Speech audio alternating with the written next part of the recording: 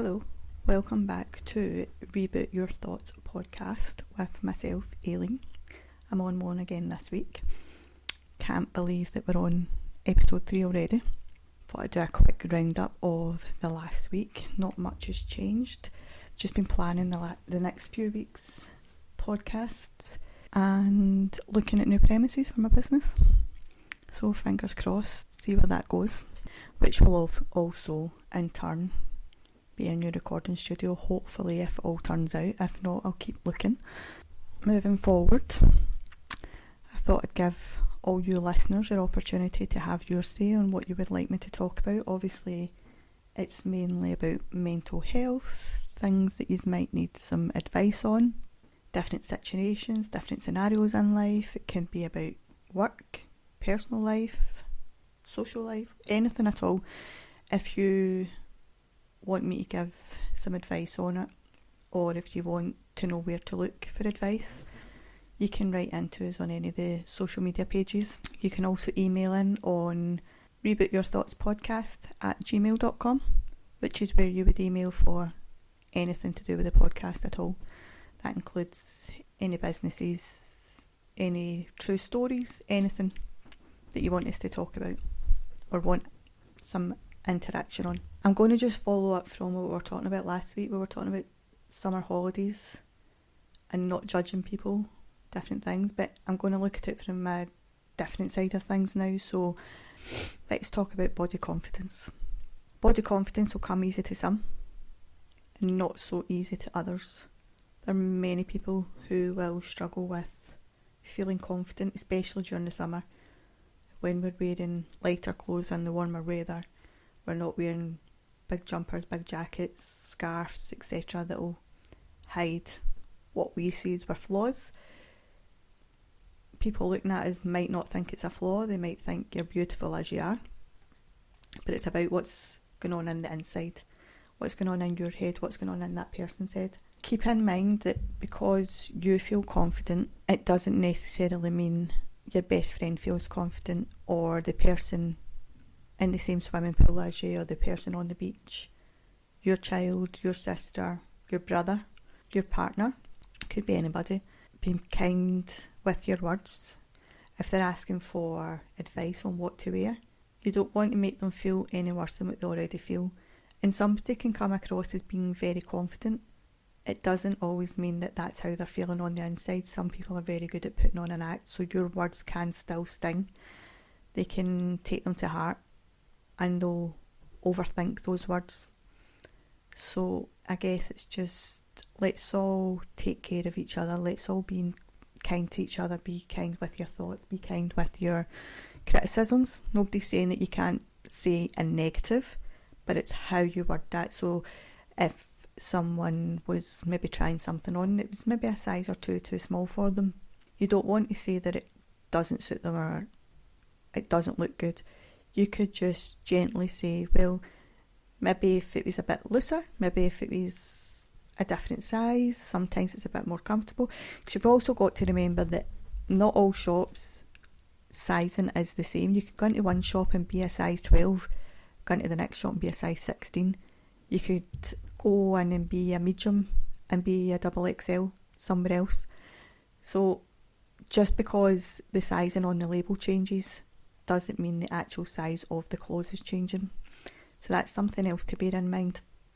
So don't take the size of clothes that you're having to buy as a guide to whether you've put on weight, because it's not always the case. Sometimes it's just the way they make the clothes, unfortunately, and it's quite upsetting.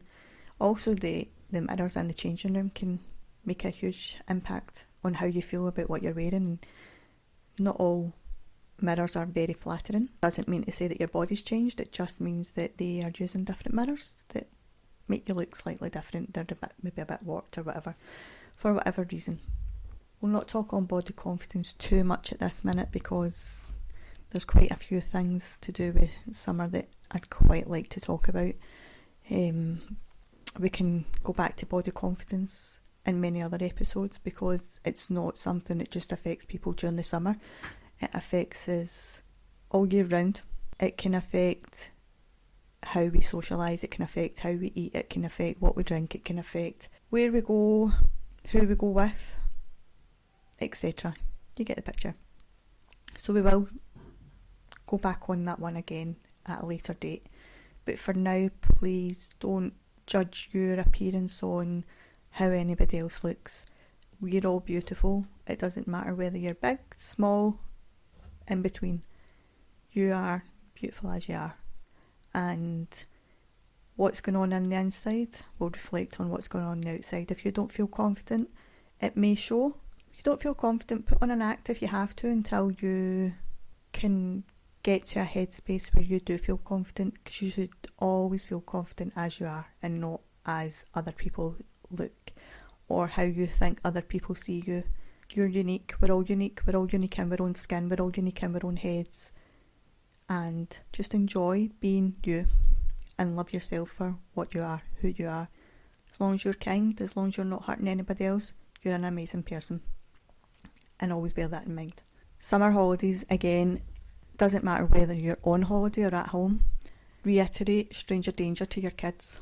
Everybody gets a fear when they go on holiday about what could possibly go wrong, but it doesn't always happen in foreign countries. It can happen right on your doorstep. We've heard it so many times on the radio, on the news, in papers, on social media about potential strangers approaching kids, or worse, which we won't talk about because we don't want to affect anybody.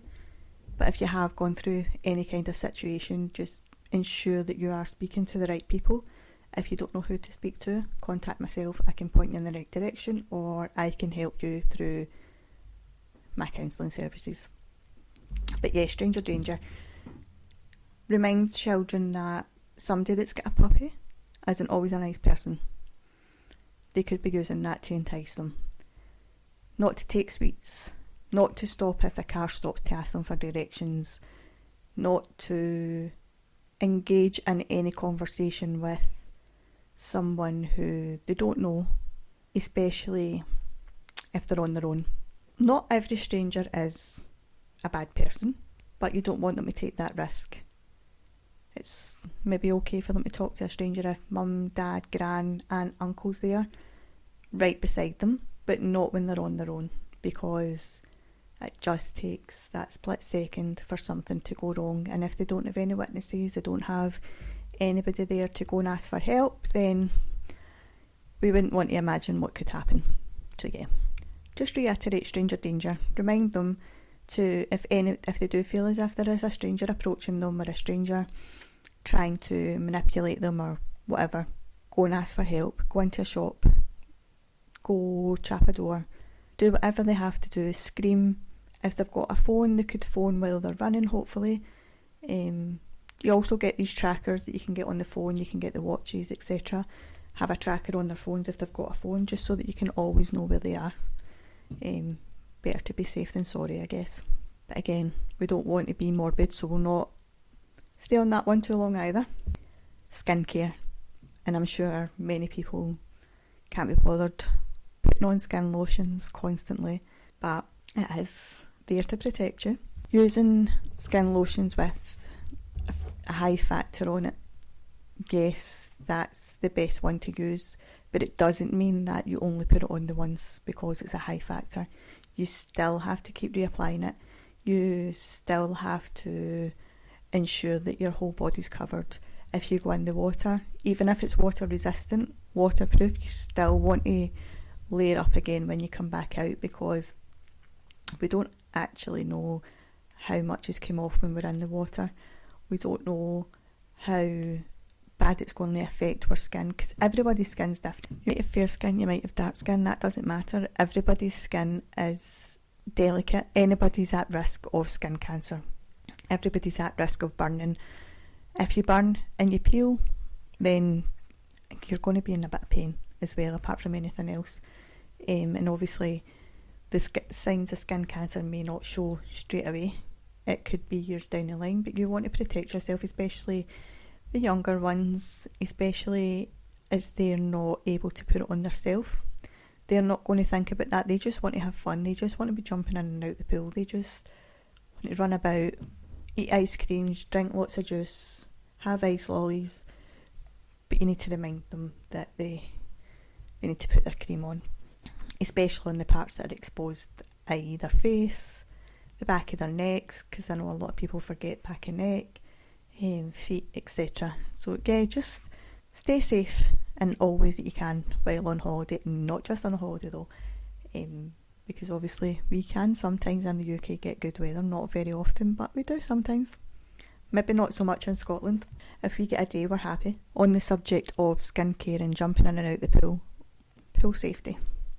If your little one is not very confident in the pool or not a strong swimmer, then you want to ensure they've got either armbands on at all times, whether they're in the pool or not, or you can get swimsuits that have got the padding built in, the floats built in. Have something like that, because it just takes that one time where they lose their footing around the pool and they fall in. You want them to be able to stay afloat and then not panic too much. If the pools are busy, again, almost goes back to the stranger danger thing, where you want the kids to be aware of who's round about. You want them to remember where mum and dad or gran and granddad, aunt, uncle, friends, whoever they're down at the pool with, you want them to remember where you're sitting, so that if they are in any kind of danger, if they are a bit worried, if they do need you for any reason at all, they know exactly where to go and that you're not going to move. So there's lots of things around the pool safety, and it's not just the falling in the pool, it's not just the being in the water, it's also who's round about, it's also the skincare. So it all kind of ties in together. Your skincare when you come out the pool, your floats, your armbands, etc. when you're in the pool and out the pool. When the children are playing in the pool with maybe some new friends, you want them to make sure that they know exactly where they can be in the pool and where's too deep for them, especially younger ones that are maybe 7, 8, 9, who potentially aren't strong enough to swim up to the deep end, and it would obviously be too deep for them to stand. You don't want them to go that far up. Maybe go in with whatever adult they're with to begin with, just to see how far they can go, how far they feel confident. If they could always just stay around the edging so that they've got something to grab onto if they feel as if they're getting out of their depth. Just reiterate it to them every time you go down to the pool, because we all know children have short memories. Sometimes. Depends what their memories you're asking them to remember. But we all know that the minute they get excited, they'll forget what you've told them. So just reiterate as often as possible so that they don't forget. When you're on holiday, you can get a lot of scams. Sometimes it's when you're on markets. Sometimes it's on the street. I don't know if you get it as much, but you used to get people that would try and sell you timeshares, etc. I don't think you get that as much now or at all. But just beware of holiday scams. Even before you go on holiday, you might be booking a private villa via somebody you don't know. Be careful when you're transferring money. If they want you to do a bank transfer, ensure that you are choosing the right option when you're passing that money through. For example, you don't want to pass it through as family, friends, etc. You want to pass it through as you are paying for an item, or you're paying for a service, or however it may be labelled in your banking app. If they ask you to pay through PayPal, you do not pay as family and friends, you pay as you're purchasing something. Never give cash. Ensure that you've done your research. Make sure that this is a legitimate villa and it's the actual owners that you're booking it from and not a scam. And that's not just villas, you can get that with holiday parks. There's been quite a few scams in the last few years of people renting out or saying they're renting out caravans in holiday parks within the UK. The caravan exists, but that person doesn't own that caravan. So that can be very upsetting if you're turning up to the caravan park with your excited children to find out that you don't actually have a holiday booked. You've got no money now because all the money that you've saved up, your hard-earned money that you've saved up throughout the year, has gone to a lovely scammer. And then it's going to your bank to try and get the money back. But what do you do in the meantime, because the kids are let down? And how do you explain to the kids that it's not a nice person that you've booked the caravan through, and there's no holiday at the end of it. So just be aware, not everybody's trustworthy, but not everybody isn't. At the beginning of the podcast, I mentioned that I was looking at new premises for my business. I'm not entirely sure what size I'm looking for or what I'm looking for. Do I want something on a main road? Do I want it off the beaten track? I'm not 100%. Currently I say I work from home. I do the office work from home. Everything else is done out with in various locations. But I'm thinking that maybe now's the time that I want everything in the one place, under the one roof, instead of running about tracing my tail. But that doesn't mean that everything would change within my business. So I'm not sure how many people know, but currently I offer counselling, life coaching, wellness coaching for businesses, hoppy ear candling, cupping therapy, hot stone massage, and Indian head massage. I think that's everything at the minute, but there is a few more things coming over the coming months. So yeah, it's packing my car up every time and ensuring I've got enough products with me for each appointment. When you're doing counselling, life coaching, etc., you don't actually need too much, diary, notebook, etc. But sometimes you might need a therapy bed and a therapy chair. You might need cups for 3 appointments, stones for 2 appointments, because obviously they need to be sterilised after each appointment, etc. So yeah, it can be a lot. So I'm thinking that now's the time to bite the bullet and find premises. But I was looking at premises today, and although they are in a perfect location for me because they're almost on my doorstep, I'm not sure if either of them are actually right at this moment, if that makes sense. One of them was absolutely perfect. I've got it planned out in my head. I've already furnished it in my head. I know how the layout's going to be, etc. But it's maybe just a little too big for me at the minute. But then on the other hand, the other one I looked at was small, but still a decent size. I would still be able to do everything in it, fit everything in. But my only downside was ventilation. There's not enough ventilation for what I'm doing. So it's that catch-22. What do you do? Do you continue as you are? Or do I bite the bullet? Do I keep looking? I don't know. If anybody's got any suggestions, then fire away, because at the minute my brain is overwhelmed with it all. It's your heart and your head. Heart says one thing, head says another. So my heart's saying, yeah, just go for that big one. Just go for the bigger one that you've already planned out in your head. You've got all the furniture, you know exactly what colours you want to do, you know where you're going to put everything, where the recording equipment's going to go, where the therapy equipment's going to go, etc. But then my head's saying, don't be daft. You don't need anything that big. It's very, very daunting. And then obviously there's the financial side of it. Although it's not as expensive as I thought it was going to be. It's still expensive. So when you're paying for that, then you're paying everything else on top. It's a lot. So yeah, I don't know.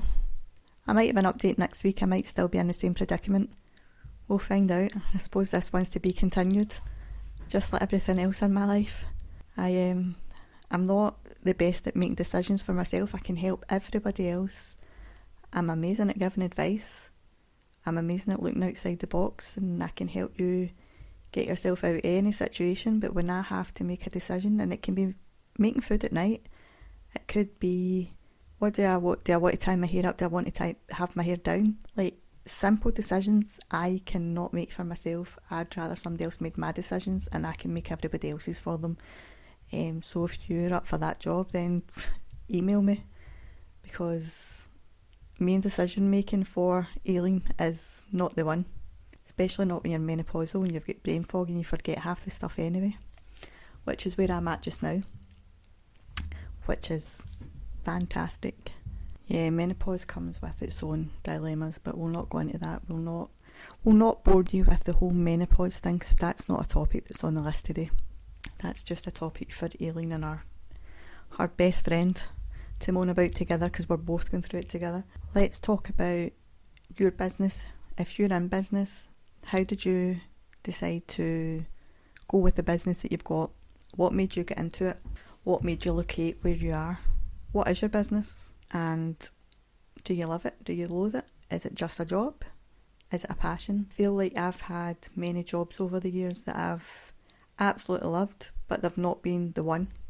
I've had a couple of self-employed jobs. I've had a couple of businesses. I still have all my businesses bar one. The only reason I don't have that anymore is because I have issues with my hands. So I used to be a printer. I have issues with my hands, so I can't really do so much of the hands-on making products, making prints, making gifts, etc. So I had to retrain, rebrand, everything. But the job that I do now, I absolutely love, and it's definitely the one that I was always meant to do. It's the job that I love, helping people. I'm a people person. If I was in a customer service job, I'd be in my element, because I like to help. I like to be a problem solver. I love problem solving.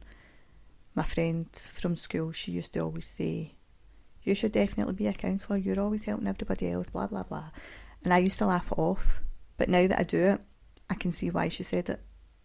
And I'll forever be grateful for her saying it, because maybe if she hadn't planted that seed, I would never have thought about it. But yeah, I love it. If you do have a business and you want to talk about it, if you want to come on the podcast and talk, come on, just send us an email, send us a message. We'll get you on to talk.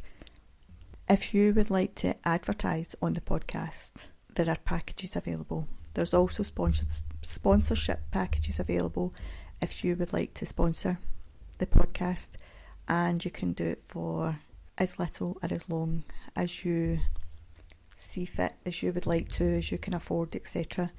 You can do it on a weekly basis, you can do it on a monthly basis, quarterly, etc. There's packages for everybody and for everybody's budget.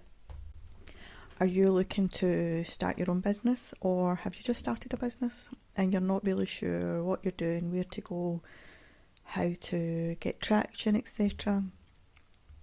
There's plenty of places that can give you advice, free advice, paid advice, whatever. Again, I do coaching for businesses, so that is an option for you. But there are other places, and if you are not in a position to, within your budget, to employ a coach, I can still help you. I can still point you in the right direction. So don't think that just because you don't want to employ myself as a coach, then I'm not going to help. Of course I will. Again, just email in to the podcast on rebootyourthoughts@gmail.com, or you can again get me on any of the social medias. We have Instagram, TikTok, Facebook, X, Twitter, whatever you want to call it, which you can get us on more or less 24/7, unless I'm asleep. You won't get me if I'm asleep, because once I'm out, I'm out. I don't have any true stories from any listeners in this week, but since we've been talking about summer holidays, stranger danger, etc., I'll give you one of my stories. I think I was 15, possibly 16. I'd either just turned 15 that week or 16. I can't remember. I was on a family holiday. We were in Portugal, which my whole family absolutely love. We went quite a few times. So there was myself, my mum, my dad, my brother, my cousin, my aunt and my uncle. But me and my cousin, there's only like 10 months I think between the two of us, 9-10 months. So we were almost brought up like sisters. We were inseparable for most of our life until we became adults and found boyfriends, etc, etc. But yeah, so this night we went out, parents went home to the apartments, and we said, oh, it's okay, we'll get a taxi back home, we'll be absolutely fine, don't worry about it. And because we did know quite a lot of people in the area at that time, we had a lot of friends that owned businesses, etc, the parents allowed us to do it. And we were quite streetwise as well, to be fair. But yeah, so we were very drunk, or should I say I was very drunk. My cousin was, but not quite as bad as me, because I used to be quite greedy when it came to drink when I was younger, not so much now. But yeah, so we got the taxi back, but we realised as we got to the apartments that our money was in the room, because any money we took out with us, we'd obviously spent, because that's what you do, isn't it? You take a budget out with you for the night. So my cousin decided, oh, you stay in the taxi, I'll run up to the room, I'll get the money. That was absolutely fine, we thought. She got out of, sorry, I'm trying not to laugh, she got out of the taxi. She started to walk towards the apartments, which it was one of the complexes where you have like 3 or 4 multi-storey buildings. It's almost like multi-storey flats, and so it's quite a big complex. So she went to go and up to the apartments to get the money, and as she was walking away, the taxi driver started driving away with me in the car, and I'm looking out the back window as if to say, I think this could be my time up. I mean, I don't know where this guy's taking me. It was also very dark and you couldn't see where the road led to. She was looking as if to say, do I go and get the money? Do I go and get help? Do I chase the taxi? But she left me in the taxi and she just kept going up to the room. Now, luckily, obviously, because I'm here to tell the tale, the taxi driver was only turning the taxi and nothing bad happened to me. But if it did, what would have happened? Like, how would she have explained that to everybody? Oh, I just left Aileen in that taxi and I went to get some money. Like, the reception area was closer. Could you not, do I not matter? Does nobody care about Aileen? Just, Aileen's drunk. Aileen can just disappear. So yeah, that's my true story from holiday, and hopefully you take that into account when you're out and about. Don't leave your friend in the taxi, or your cousin, or your sister, brother, whoever, in a taxi, just in case the taxi driver drives away, because it might not be as nice as the taxi driver I had, and they might keep driving. But yeah, then it's just ever since became a funny story for the whole family about how Aileen was almost abducted in a taxi, steaming drunk, and didn't really have a care in the world, because I don't even think I knew whether it was New Year or New York. But yeah, me and my cousin have got quite a few tales, which I'll maybe add in. I'll maybe even get her on and we can tell some stories together. If she's brave enough to come on, we'll maybe do that. Because we were a bit of a... Yeah, we were kind of rebellious, I suppose. Not bad rebellious, but if you weren't supposed to do it, we've probably done it. And now there's a running joke that I've got 2 sons that are quite quiet. They're not, it's not that they're not social, they just don't go out partying and things like that, but they are social. But everybody makes a joke about how my sons are so quiet compared to what I was growing up and as a young adult. And they'll say, how did you get 2 boys like that? I've got no answers, I don't know. Maybe my karma's still to come back and get me. We will wait and see. We will hold on to those thoughts, because one of them's still only a teenager, there's still time. And none of them have been abroad on their own yet, so maybe that one's still to come for me. We will see. I'm trying to think of any more stories that I could tell that are PG enough to tell on here. I'll give you one more, and again, it was a night out, but this night I was actually sober because I was driving, and it's always been my thing. Don't drink and drive, don't even have one drink, don't touch anything, nothing when you're driving, because I would never ever forgive myself if anything happened to anybody, if I was behind the wheel of a car and something happened. Anyway, so everybody else was drinking, enjoying themselves. We were in the nightclub. We came out the nightclub and we were going to an after party at somebody's house. Couldn't even tell you whose house it was anymore. So long ago, I think I was 18 or 19 at the time. 18 maybe. Yeah, and I'm not very good in the dark. I can't see the best in daylight. I am blind as a bat. Even with my glasses on, I still... And that's not to say that my glasses are the wrong strength, because I get them checked. and I got them checked the other day and they're definitely right, but nope, I'm as blind as a bat. So this night, everybody was over at the shop getting food after being in the nightclub, and I says, oh, I'll go and get the car, I'll turn it, we'll come and get you, I'll meet you, blah blah blah. But do you know, you get the islands in the road and they've maybe got like the little yellow thing that's supposed to light up but never ever lights up, and it's maybe got a lamppost or whatever in the middle of it. Yeah, I didn't see that, and everybody just seen a car flying up in the air, landed on 4 wheels, might I say so. I do think I'm that's quite good for me, because again, I'm not the best driver either, as you can tell by this story.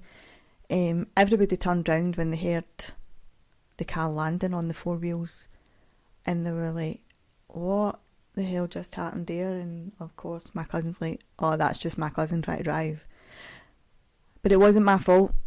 I maintain it wasn't my fault, because there was no lights, there was nothing to light up that island in the middle of the road, so how was I to know it was there? I mean, I know I should have seen it because it's a great big pavement in the middle of the road, but it should have been lit up. So technically, in my defence, that's not my fault. What do you think? Who do you think's to blame? Me or the island stroke council, or whoever it is that deals with the roads and the lighting and the whatever else? Personally, I think it's everybody else's fault, not mine, but that's my answer to everything. I take the blame for nothing, and even if I'm in the wrong, I'm right. Even if I'm guilty, I'm not guilty. And that's just the way I go about life. I'll sometimes admit if I'm wrong. Not often, because I'm very rarely wrong. So there's no need for me to admit it if I didn't do it. Anyway, I think this is just going to be another short one. I don't think you want to listen to my lovely Scottish accent for too long on my own. I'll maybe try and get somebody on next week. There's a few people that do want to come on. I've just not arranged exact dates for different reasons. I don't want anybody to feel replaced. I don't want any negativity. But if you do have your own true story, funny, sad, something you're angry about, something you want to just get off your chest that's been lingering for too long, might be something that you want advice on, everything will be in confidence. Your name, your personal details, etc. won't ever be given out. Write in. Again, you can do it by email. You can do it through social media. Obviously not on the wall, in messages. Send it in a message on social media, or send an email, and I will reply to you straight away, or as soon as I can, if I'm working, obviously. If you would like to appear on the podcast, let us know what you want to come on and talk about. If it's something that was not being spoken about, or that's going to benefit the audience, etc., then yeah, we can have a talk. If you would like me to test any products, if you would like me to show off any of your products, which we can do on all our social medias. I also have YouTube, etc. Yeah, write in. We're interested. We're here to help everybody. Like, this is the thing about business and about mental health and anything to do with, I suppose, everyday life. We all need to be there for each other. We all need to help each other. Everybody needs a helping hand sometime, regardless of how much you want to put your wall up, regardless of how much you think that you can do everything for yourself. Nobody can do everything themselves.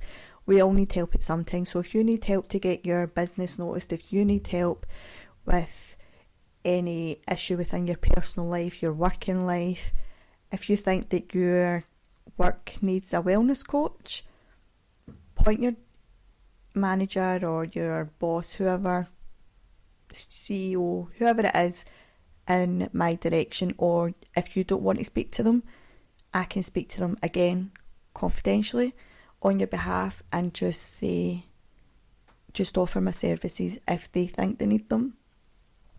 But yes, get in touch with anything that you want to talk about, anything that you feel you would like to share with the audience, or if you would like to book an appointment with myself, if you contact the podcast, I will give you the details.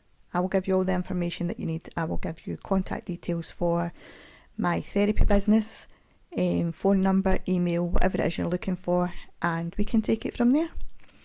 But for now, I will go. Let you all go on with the rest of your night, day, depending on when you're listening to this. And I will be back next Wednesday about 7 p.m. Take care.